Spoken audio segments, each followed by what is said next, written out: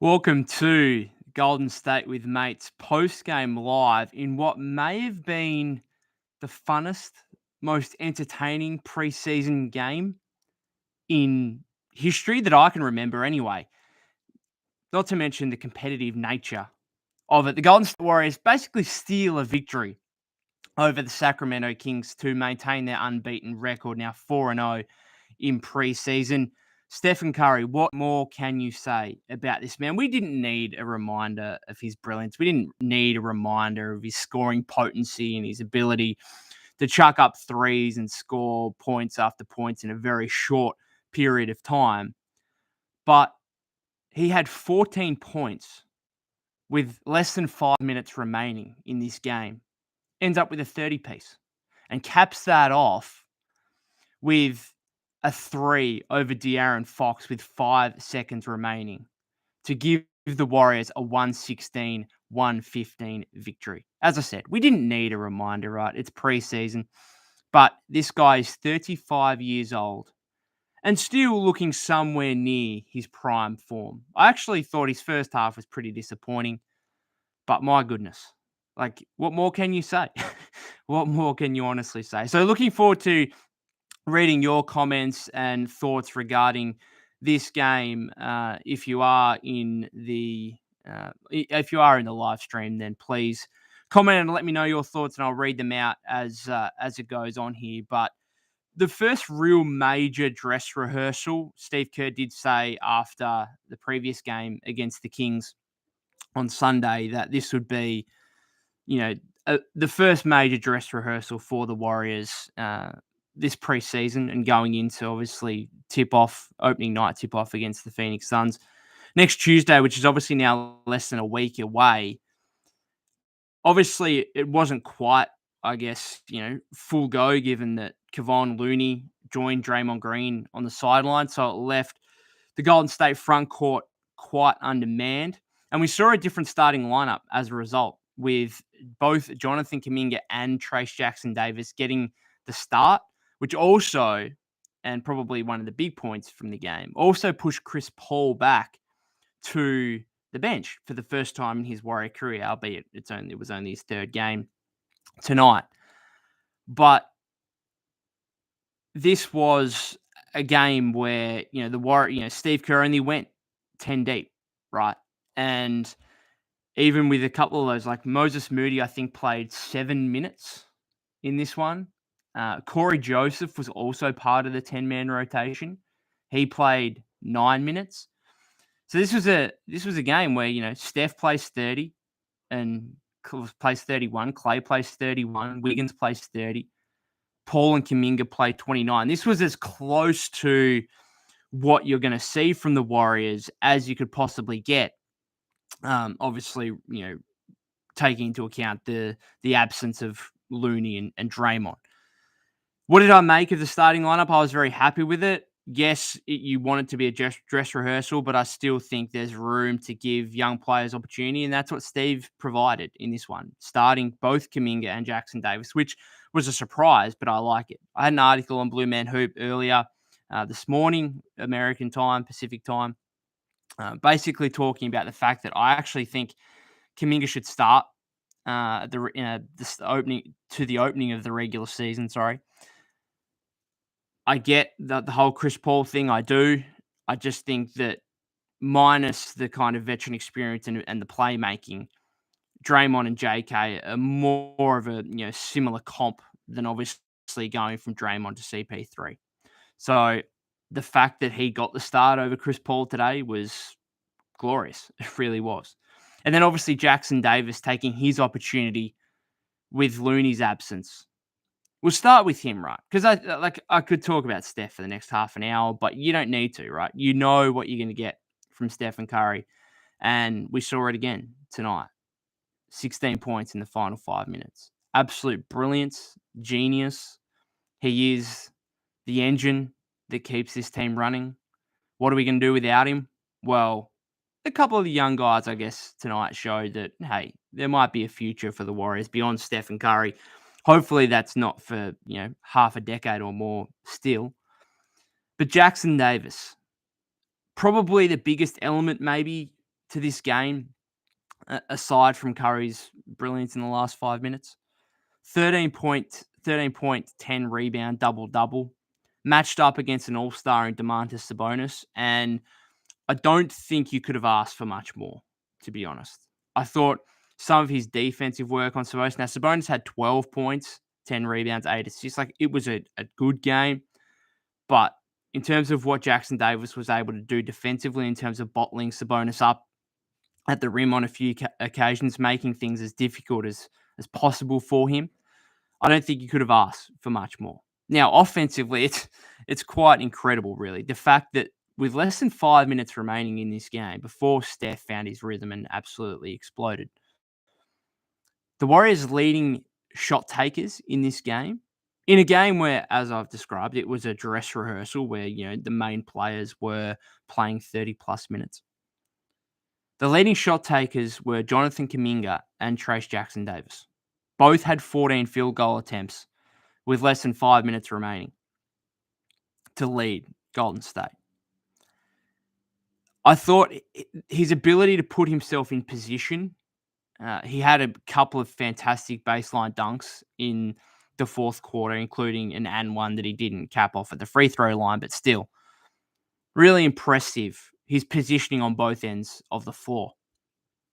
Now, he could have made a few that he missed, a few bunnies at the rim. I mean, the fact is that he shot 6 for 14 from the field, which for a center where all his shot attempts came in the paint and around the rim, that's slightly disappointing, I suppose. But I don't think that's like, there are some layups there and stuff like that he's going to finish in time, right? Give him just a little bit more NBA experience and he's finishing those. So this is in 6 months' time, you could see, or not even 6 months' time, 2 months' time, 3 months' time, you could see a game like this where, maybe Loon's out or whatever, and Jackson Davis does get the start and maybe he plays 24 minutes like he did.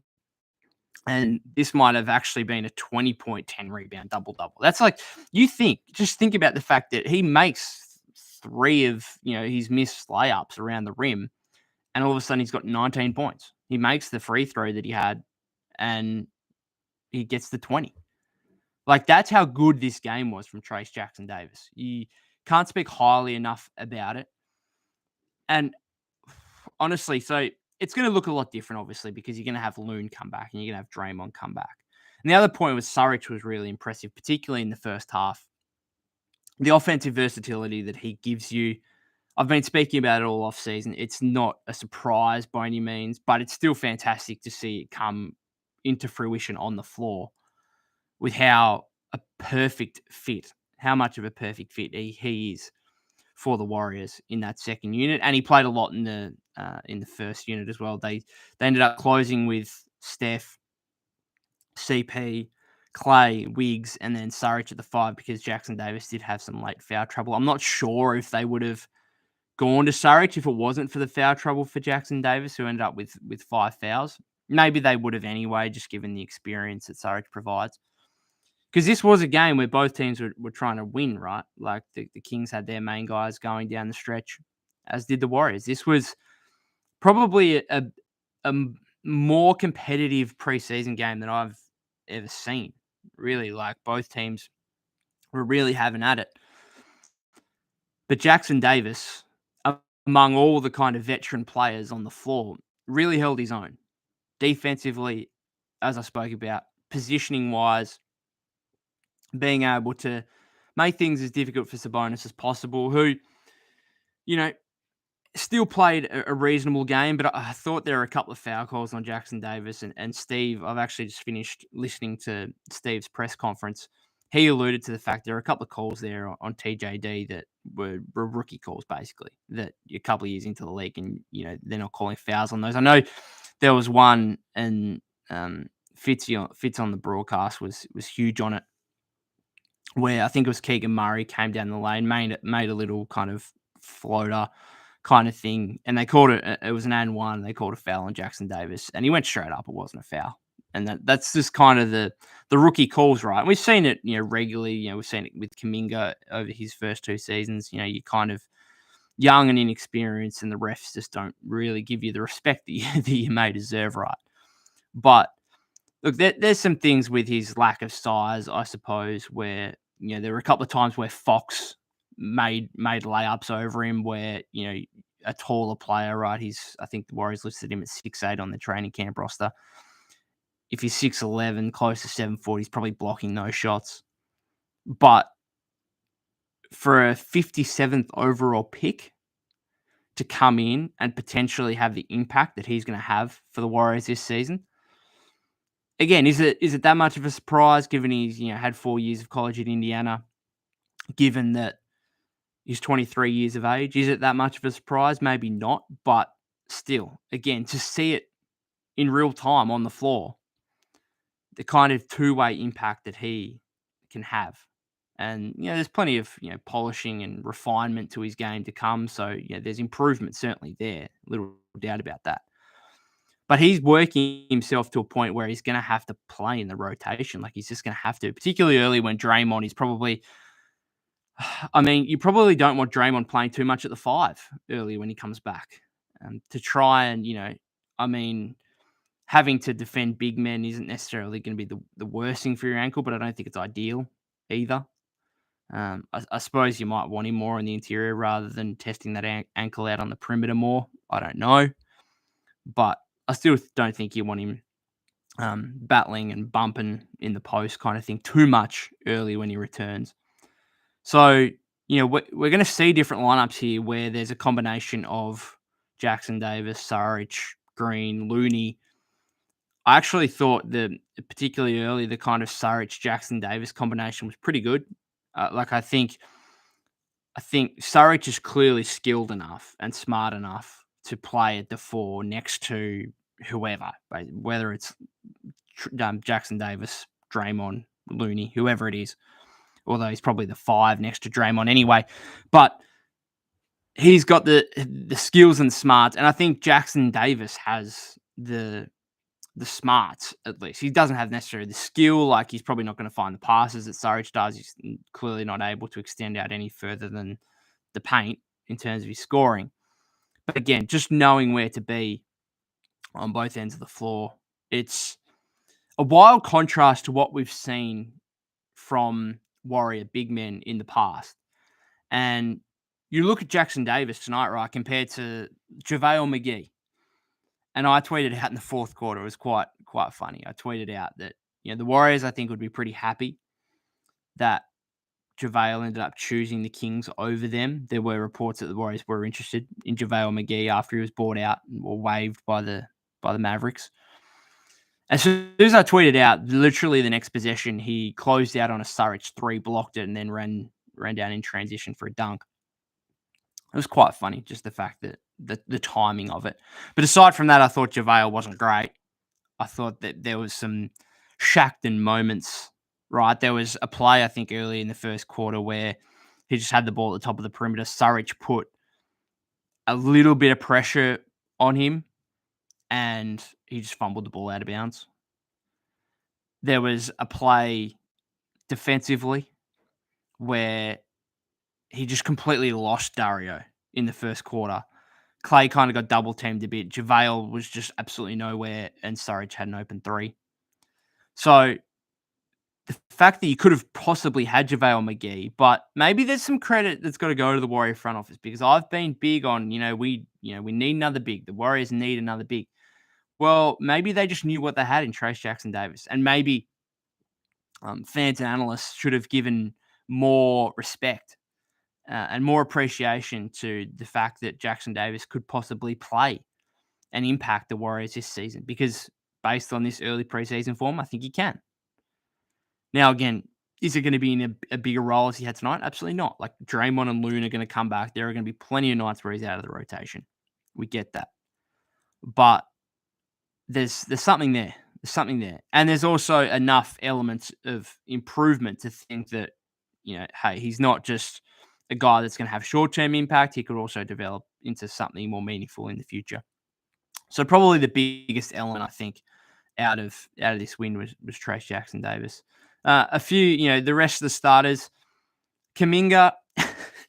Kuminga, he's so fun to watch. He's so entertaining because he just does stuff. He just does so much stuff on the floor. And I mean, within the first 4 minutes of the game, he had 6 points on 3 of 3 shooting. He had a steal. He had 2 turnovers, which there was probably a third that may have been his responsibility to, or at least he contributed to. And there are a couple of horrible defensive plays, including one where he just jumped out inexplicably at De'Aaron Fox, who then blew by him and got to the rim kind of thing. He just does so much stuff. Like he's just always, and that's good. That is good because majority of it is great. And the further he goes, the further experience he gains, the more he plays. The bad stuff will get refined, and then it'll be slowly get eliminated. And that's what we're seeing, right? That is what we're seeing. And I just think we're at a point now where Steve, I think, can trust him to the point where, like, he's going to make mistakes. He's probably going to make more mistakes than everyone else, possibly. But what he brings on the positive side is just, at the moment, he's just outweighing the bad stuff. And I think that's the most important thing. What he brings on the positive aspects are stuff that the Warriors just don't have in terms of his ability to get to the rim, his ability to just simply overpower and outsize opposition defenders.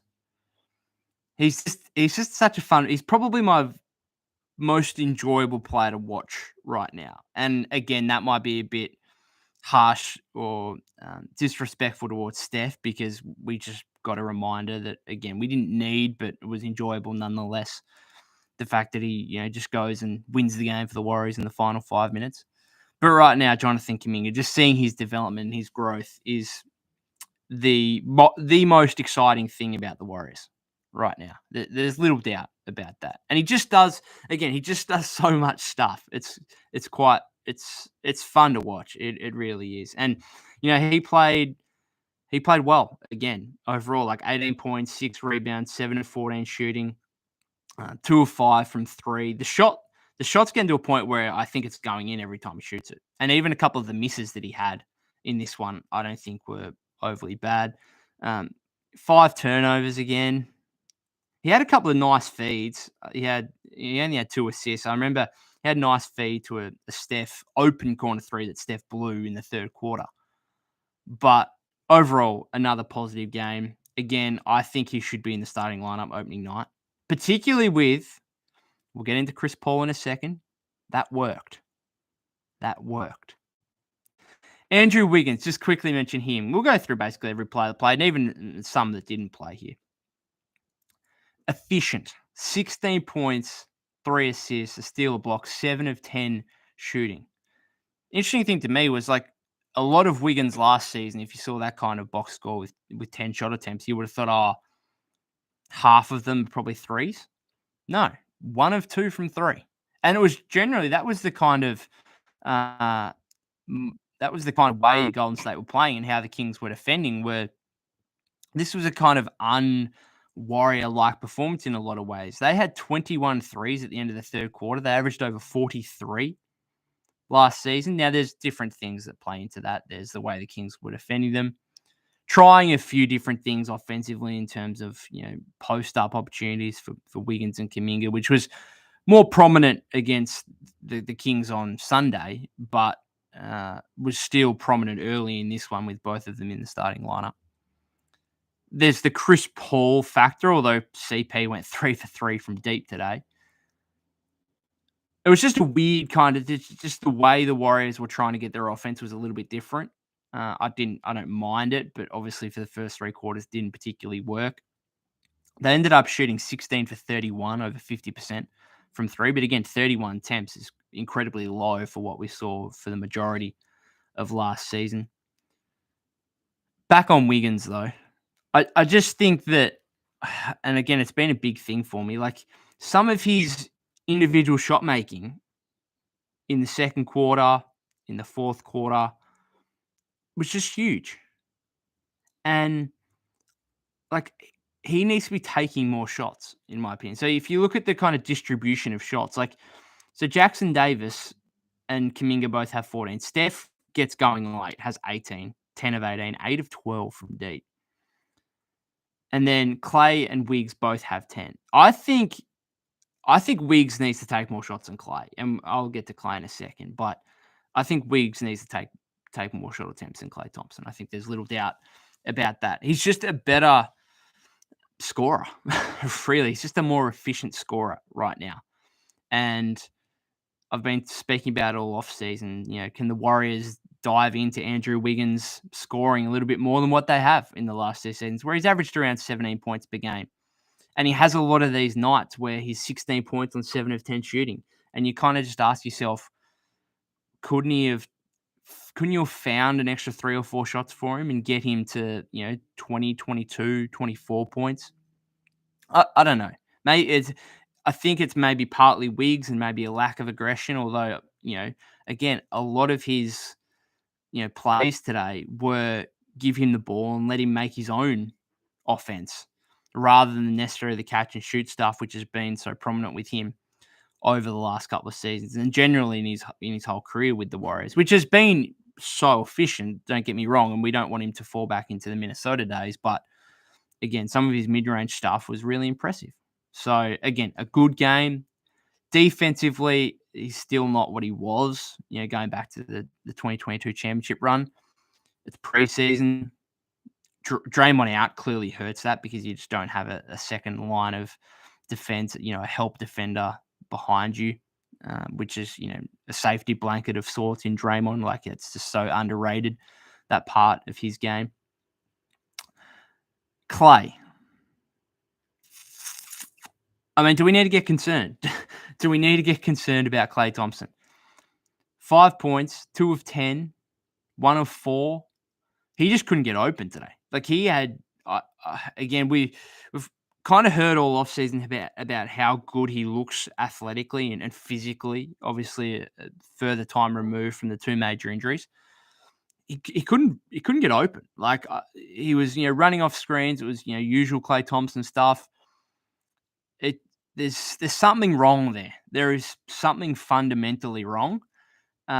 He hasn't shot the ball well at all in any of these 4 games that he's played. This was probably the worst. 2 of 10, 1 of 4. Like, that was ugly. In fact, I'd also tweet out the Steph Clay first half where they combined for 8 points on 3 of 12 shooting with 5 turnovers. That might have been the worst half. I couldn't remember a worse half of basketball from the Splash Brothers combined than that first half. And obviously, Steph comes on and ends up winning the game. Absolutely unreal. But Clay was just as bad as the first half. Just as bad in the second half as he was in the first half. Now, 7 rebounds. I think he's making a more conscious effort of getting on the defensive glass, which is good because he's going to have to, particularly in those like closing lineups where Chris Paul and Steph are next to him as well, and he's playing at the 3. So I like that. That's good. 4 assists. I mean, I liked a couple of his passes. So he had that one I talked about before with Saric, but I mean, if you didn't find that pass, then you're doing something wrong. Like, I don't think that was anything majorly positive. He passed out of a double team to a wide open man on the perimeter. Like, cool. Well done. I did like the one to Jackson Davis. Was that in the third or I think that might have been in the 4th quarter, I believe, where he was kind of got to about the free throw line, could have taken an open mid-range jumper, ended up finding a rolling Jackson Davis, for the dunk. That was a nice play. But overall, I mean, we're not really going to get overly concerned, are we, until the regular season starts. But if he does have a poor start to the regular season, then that's just going to be confirmation of what we've seen in the preseason. And then you might be having to have questions on, who does get pushed back to the bench. And, does Clay need to be in that conversation rather than Chris Paul? I don't know. Let's talk about CP3 for a second. Thought he just got better as the game went on, really. 13 points, 6 rebounds, 9 assists, 4 of 6 shooting, 3 of 3 from deep. Got to the free throw line late in that third quarter for a pair of free throws. 3 turnovers, plus 9 in the game, which was an equal team high along with Wiggins. I thought he was really good, and that's a major positive. That's a major positive, the fact that he came off the bench and looked like Chris Paul. Like, it's pretty simple, isn't it? Like, it's not rocket science. Like, it's still playing basketball at the end of the day. You are out there playing, but, like, some players, it's just, and we saw it with Jordan Poole. Just quick shout out, Jordan Poole, 41 points today for the Wizards against the Knicks, including 29 in the first half. Absolutely huge. Well done to him. Like, that's great. I'm not trying to sound facetious there or sarcastic there. Like, genuinely happy for him. Hope he has a great season. And we'll continue to follow that. But we saw with him last season that, the production between starting and coming off the bench was wildly different. And now Chris Paul comes in and it's one game, yes, but he comes off the bench and it's Chris Paul. 13 points, 6 rebounds. Again, I think like Clay doing a pretty good job at being, conscious of getting on the glass and helping out for a team that is obviously undersized. I like that. 9 assists, a couple of uncharacteristic turnovers early, but I thought he got better as the game went on. The combination that he has with Saric is elite, and you can already tell that. I mean, this Warrior bench unit, and we've been saying it for the first 3 games already, but this Warrior bench unit is just going to be so much different, so much better than what we saw last season. Like, it is just night and day, the difference. When you've got Paul and you've got Saric out there, you're pretty much just with those two guys, you're pretty much going to have a pretty decent offense already, just with those two guys out there. And then you can throw in, we saw kind of in that second quarter, we saw Kuminga, we saw Wiggins. I was a little bit surprised that Gary Payton II was a part of that unit rather than Moody. And we'll get to some of the guys who played less and who didn't play at all. But Chris Paul, mate, like, he was probably if Jackson Davis is not the biggest positive, then Paul is. And Paul might actually be the biggest positive because he's going to have more impact on the Warriors season than Jackson Davis is. There's little doubt about that. So maybe that's the biggest positive to take away from this victory. Chris Paul looking incredibly good and looking incredibly good in a bench role. And he should only get better. So that's a great start. Saric's first half was absolutely unreal. He had 12 points, 5 rebounds, 2 steals, 2 assists in the first half in like 14 minutes. Ended up with 14, 6, 3, the 2 steals, 6 of 10. Just 1 of 5, but I don't really care. Like, he's going to nail his jumpers. Like, he's going to have nights like that. I actually thought he probably lost confidence a little bit. There were a couple of ones where he was wide open in kind of pick and pop situations at the top of the perimeter that he really just gave up and didn't take. And there were a couple of times I kind of screamed, like, just take him. Like, you're open, take him. Like, if he's going to get wide open jumpers at the top of the perimeter, like, I don't care if he takes 7 or 8 threes. Really, like, that's a good shot. He's a guy that should be shooting high 30s from 3-point range. And if you're getting wide open looks, take him. So he was 1 of 5. He probably should have taken a few more, even though he only made 1 of the 5. I think he's just such. I mean, he had some foul trouble defensively. I think Sabonis gave him a little bit of trouble. But again, he's not going to be necessarily playing once Loon and Dre are back. He's not necessarily going to be playing against starting level NBA centers. He's probably going to be up against backups. I like him as I spoke about before. I like him at the 4 a bit. I think that's okay, particularly with the defense that Jackson Davis and Loon and Dre obviously give you. He's just a perfect fit. He's a perfect Warrior fit. 3 turnovers, so he's not immune to that. He had a couple where he kind of pushed the envelope a little bit in terms of the passes he was trying to make. Get those over and done with in preseason, I suppose. Payton, 17 minutes, 5 points, 4 rebounds, assist, a couple of steals, 2 of 4. Missed a couple at the rim that he probably should have made. We know what he is. And that's probably that's a standard Gary Payton second game. And we've just seen that throughout preseason. It's just like standard Gary Payton II. And you look down the line here and, there's some wildly contrasting performances that you could get from players, right? Like Clay has 5 in this game. Next game he could have 30. Jackson Davis is a young player. Kuminga is a young player. Wiggins' aggressiveness can, come and go. So really, when you're talking about the production that players are going to give you on a night-to-night basis, Gary Payton II is probably one of the most trustworthy players just in regard to what you're going to get from him, even if, the floor, the consistent production clearly isn't there as opposed to some of the other, players with higher upside like a Kuminga and maybe even Jackson Davis develops into that. Moody to an extent. I just want to talk about Moody. So he's probably the biggest, can I say, loser from this game? Aside from Clay obviously playing poorly, but Moody 7 minutes, 2 points, had a nice move to the rim in the second quarter against Keegan Murray, and I kind of looked at that straight away and thought that's why he probably should be getting some of these Peyton minutes, because Peyton's like not doing that, is he? But then there are a couple other defensive plays where Moody's getting blown by, and I thought, well, Payne's not allowing that, and that's why Steve wants to go to Peyton a little bit more than Moody, maybe. But I did think, that second unit where it was kind of CP3, Peyton, Wiggins, Kuminga, and Saric.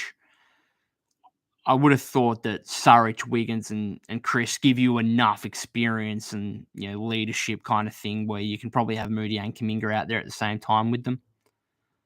But it's a question mark now, isn't it? It's a real question mark because you're not necessarily going to have Moody's position isn't necessarily impacted directly by Draymond and by Loon, but you could see this is going to be a sliding, right, where those two guys slide in and maybe Wiggins moves down to the 3 more, which impacts Moody. Maybe Kuminga, with the way he's shooting at the moment, maybe he slides down to the 3 for a little bit. That impacts Moody. I don't know. We saw Corey Joseph for the first time. He had 3 rebounds, 3 assists, 1 steal.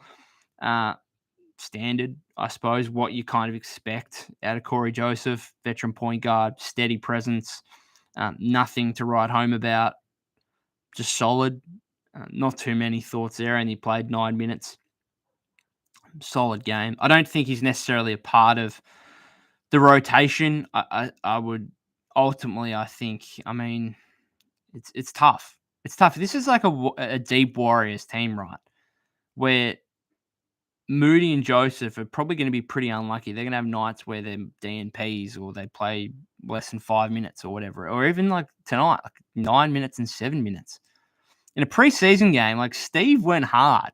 He went hard. Like 10-man rotation and 2 of those guys played less than 10 minutes. Yeah, right. I like it though. You see some of the guys that didn't play. Pajemski. Now, I feel like this must have been a case of, hey, let's give him the night off kind of thing. Because he's actually had probably a more heavy workload than what you may have expected or whatnot in the first 3 games. Particularly getting the start against the Kings on Sunday, where it was probably, at times, maybe he looked a little bit tired after 2 really impressive performances to begin with. They clearly wanted to give some minutes to Joseph as well. They clearly wanted to lift the minutes of Steph and CP, so he was the one that was kind of forced out in that respect. Do we see him? Well, it sounds like Steve's going to rest the main core again on Friday against the Spurs, so Pajemski will get his chance again. And right now, there's a genuine, you've got to kind of ask yourself whether he or Joseph are ahead in the rotation. And I don't think Joseph did anything to necessarily push ahead of Pajemski based on his 9 minutes. So he'll get his opportunity. I don't think you'd be necessarily too concerned. I'm actually more concerned with the fact Moody only got 7 minutes as opposed to Pajemski not playing at all. Because I still think this is a game where Moody realistically should have been getting 15 plus minutes, and he just didn't. I'm more concerned about that than I am about Pajemski not playing at all. The two-way guys didn't play. Garuba's so Garuba played 5 minutes in game 1, played 3 minutes the other night against the Kings, and that's all basically. Did he play in that second game against the Lakers? Just going back to it. No, not at all. So interesting. Because I genuinely I would have thought going into preseason that him and Jackson Davis would probably receive equal opportunity to try and work out who is going to be that kind of fourth big behind Loon, Dre, and Saric. And it's clearly just been Jackson Davis. It's not even close now. I thought it was going to be 50-50. No, it's Jackson Davis all the way. And Steve, maybe he just had an impressive training camp and Garuba's maybe struggled a little bit. I don't know. Steve spoke pretty glowingly when he was asked about Garuba in a press conference last week. So, yeah, that's probably the one of the strangest ones for me from preseason is the fact that Garuba hasn't played more. Now, yes, he's coming from a poor organization in the last 2 seasons in the Rockets or the last few seasons. But he's played 100 NBA games. He's got experience. Clearly, the experience of Jackson Davis at college is more worthwhile to Steve right now than Garuba. Just something to monitor going forward. I find it, it's interesting.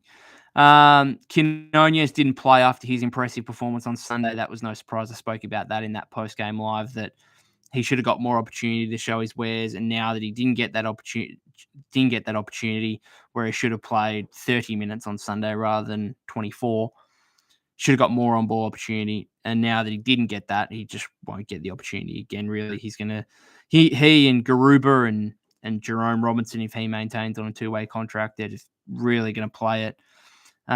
Santa Cruz. I did see an article. I don't know. I can't remember who it was. There was an article kind of interviewing Jerome Robinson and interviewed Steve Kerr about Jerome Robinson. I apologize. I forgot who wrote it. But I did see that. And that was kind of talking about how the fact that Robinson could come in and play a role. I mean, I just couldn't disagree anymore. Glad that he didn't play. I don't want to sound like a hater or anything, but he was really poor against the Kings. I'm glad he didn't play. Anything else here? Rudy Gay.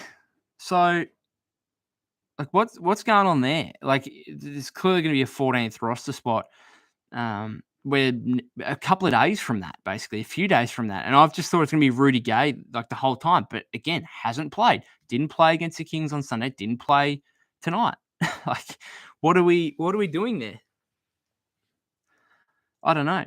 So Javonte Green comes in. Just having a look at a comment here. Hansolo Dolo. Rumors that the Golden State Warriors are targeting Miles Turner. Do you need Miles Turner when you got Trace Jackson Davis? I mean, completely different players, and yet Miles Turner's a fantastic starting caliber NBA player. But I'm certainly, with what Jackson Davis has produced, with the kind of confirmation of what Saric can bring, I'm pretty comfortable with where the Warriors are at with their big man rotation, to the point where I'm complaining a little bit by the lack of playing time for Garuba.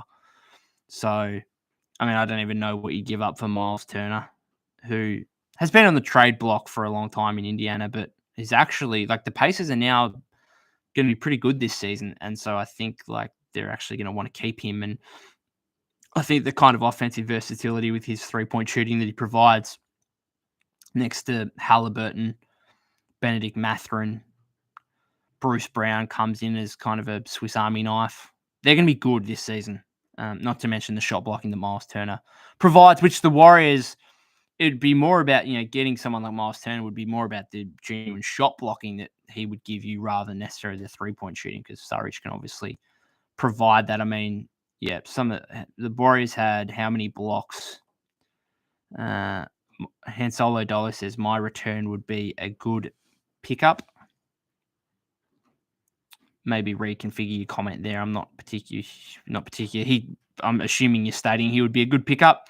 I mean, he's a very good player. He would be a good pickup, but anyway.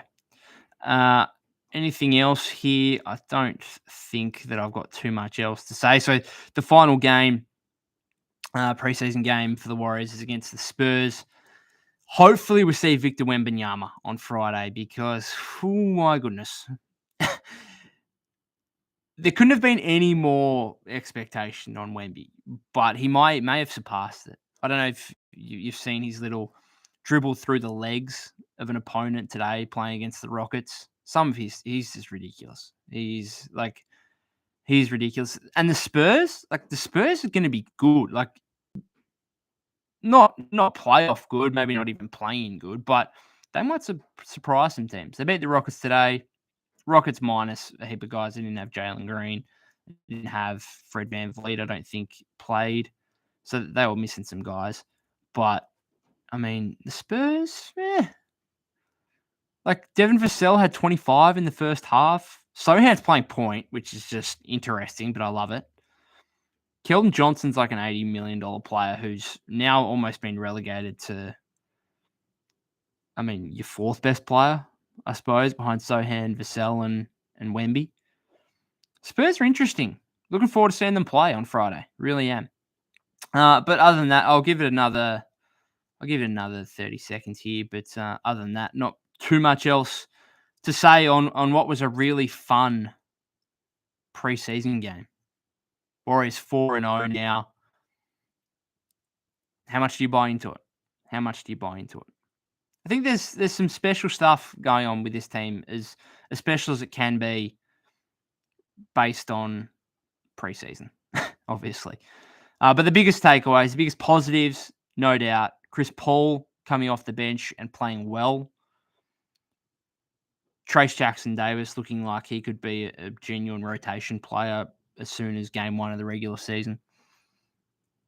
Kuminga did a lot of bad stuff tonight, but most of it was good again. Impressive. Wiggins, efficient, and then Steph capping it off. Brilliant. The negatives, Clay, concerning, has to be. And the fact Moody just played 7 minutes, don't know where that leaves him going forward. As I said before, sounds like Steve's going to play or going to rest the main core kind of thing, so we should see plenty of minutes for Pajemski, Moody. I'm not sure, do we need a Kuminga rest here at some point? Like, he's playing a lot every game. I mean, he's 21. Maybe he just keeps going through and continues the growth that we've seen in him by playing another 30 minutes on Friday. Who knows? Probably going to see a little bit more Corey Joseph, I'd imagine, just to see where kind of I wouldn't be surprised if Steph and CP sit again on Friday.